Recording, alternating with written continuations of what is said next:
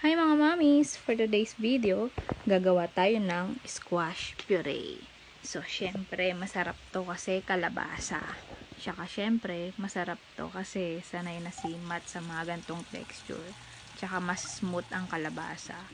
So, simple lang, maliit lang na size ng kalabasa. And then, hiniwa-hiwa ko lang din ulit. And then, pwede nyong steam or pwede nyong pakuluan.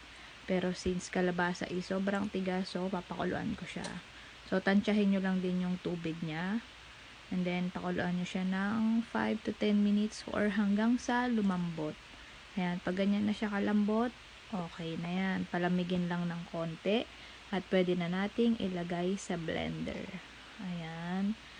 Yung ibang matitira, mga mami, pwede nyong half lang yung ilagay nyo. Ilagay nyo sa, sa rep. Para mamaya niya ulit. And then, ayan, nilagyan ko lang siya ng breast milk ulit.